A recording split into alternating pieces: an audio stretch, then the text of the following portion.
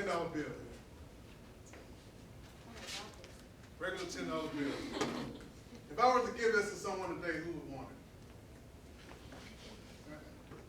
Pretty much everybody. $10 bill. What if I folded this $10 bill in half?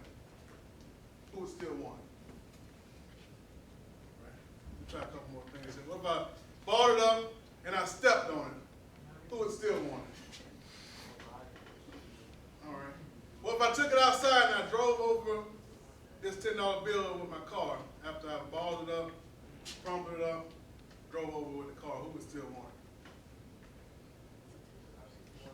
But there's a saying, a fool and his money will soon part. Ladies and gentlemen, I'm no fool. But I thought it was interesting that no matter what I did to that $10 bill, people would still want it. Why is that? Yes. Value has not, what? Go ahead, family, let you finish. I don't want to interrupt you. The value has not been taken away. No matter what I did to that $10 bill, the value had not been taken away. That's the same thing that happens with us. In life, there's a noble truth that says life is suffering. That means no matter who we are in life, there's no escaping it. At some point or another in our lifetime, we're going to suffer in some kind of way. That's guaranteed. That is guaranteed. We're going to suffer sometime in this lifetime. We're going to go through things like that $10 bill did. Life is going to fold us up. Life is going to crumble us up. Life may even sometimes roll over us. But just like that $10 bill, we have to understand in our minds, we have to know our worth. We have to know our value. We have to believe in our value. And we have to understand that no matter what we go through in life, our value doesn't change. Our value doesn't change. I know a lot of times we go through things in life and we get down on ourselves, we get depressed, we start doing what we call a pity party. Anybody ever had a pity party? Who wants to go to a pity party? Nobody, right? Nobody wants to go to a pity party. It's a party of one. A party of one because someone's gotten down on themselves. They've gone through some suffering in life. Everybody's going to go through that suffering. We're all going to go through something. We all have our own badge that we have to earn in life.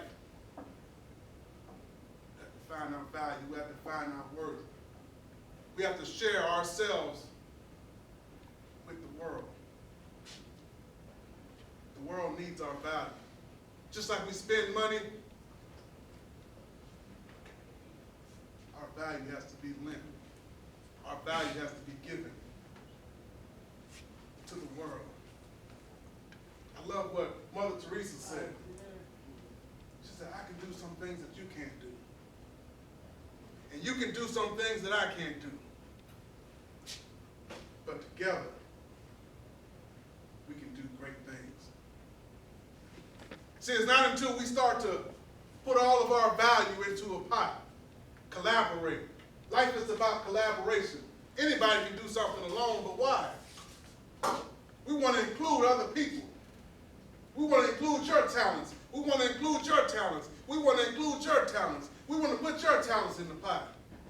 Once we begin to put everybody's value in the pot, we become a unit. We become a strong unit. What's the difference between this and this? See, when we begin to ball our fists up and give a big blow to the world, we can give a mighty, mighty blow to the world. But if we try to do it ourselves, if we don't understand what we bring to the table, if we don't understand our value, what we're worth, you're liable to give it away to anybody for nothing. What you have inside of you is worth more than you know. The only person that can understand that, the only person that can believe that is you. And believing that for yourself is the only thing that's going to make a difference. Anybody can believe something. Nobody can believe something for you. Not until you know who you are, what you stand for, what are your values in life, how is your character. And not until you begin to search these things, the meaning of life. What is the meaning of life? Why do we wake up in the morning? We wake up in the morning for a purpose. Everyone in this room has a purpose. I always ask to look around. Look around at all the things that have been created. All the things that have been created by just one thought, or sometimes several thoughts. But everything is created first with a thought, and then it's created. Everything in life has a purpose. Everyone has a purpose. Everything ever created has a purpose. These walls have a purpose. These tables have a purpose. The floor has a purpose. These trophies have a purpose. The clocks have a purpose. Everything created in life has a purpose. Smart man once said the two most important days of a man's life are the day he was born and the day he finds out why. Do you know why you were born? Do you know why you were born? Do you know why you were born? Do you know why you were born? Do you know why you were born? Interesting. That's our mission. That's our mission in life. To find out that reason, that one reason, why were you born? Nobody was born just to wake up and go through life a drifter. Go through life with meaning. Know what you want to accomplish in life. And don't let anybody stop you. Can somebody tell me what impossible is? What is impossible? Anybody can tell me what impossible is? Sir? It means it can't be accomplished. Can't be accomplished. Anybody else? What is impossible? Yes, ma'am. Nothing is impossible. I like that answer. Nothing is impossible.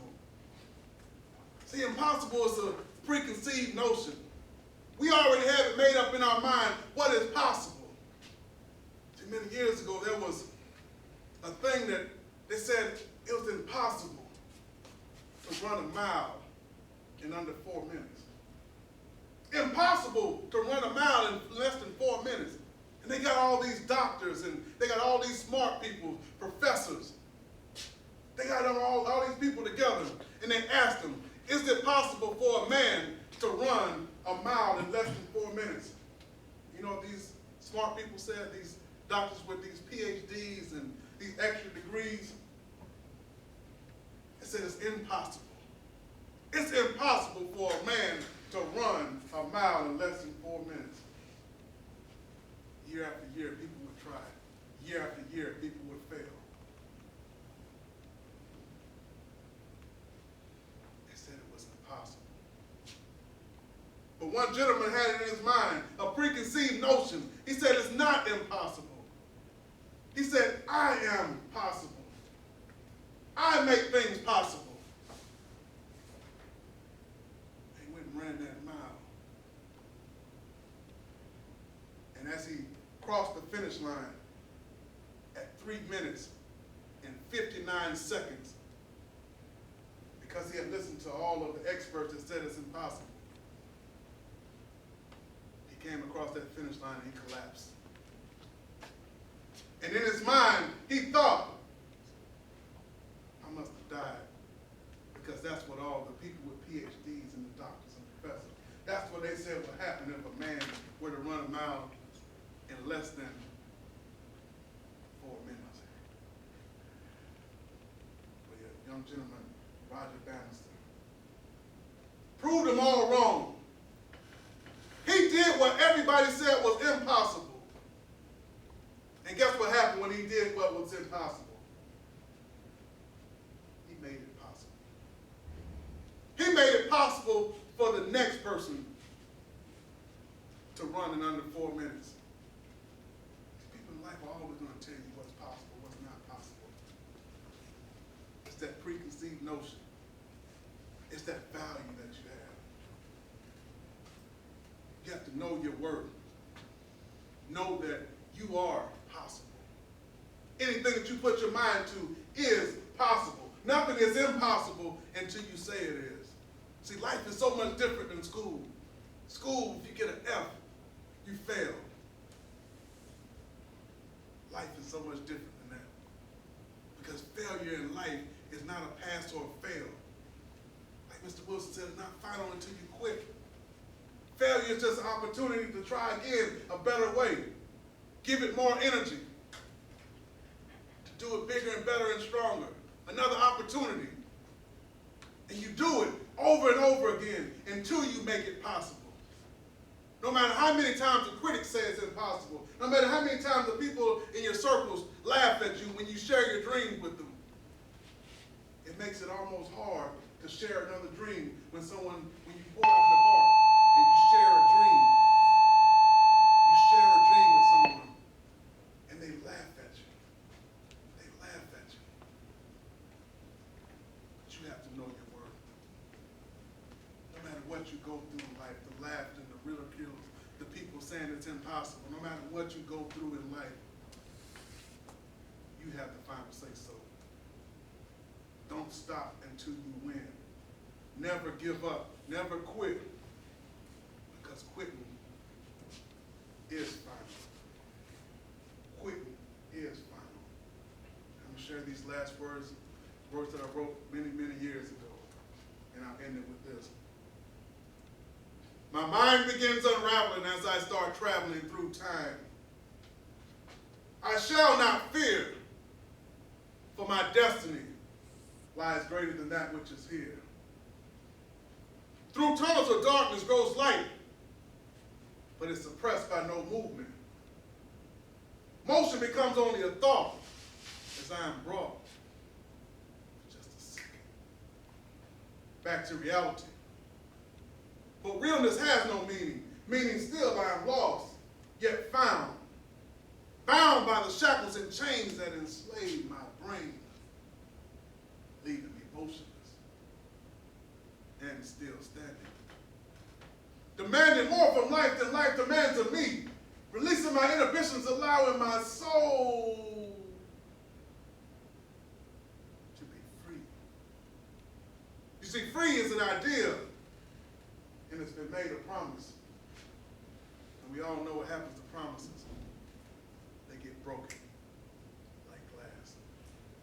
But like glass, I see through them, no past them. For past them has no limitations. Past them lies that freedom that remains to be seen. That peace, the American dream. That small piece that gives me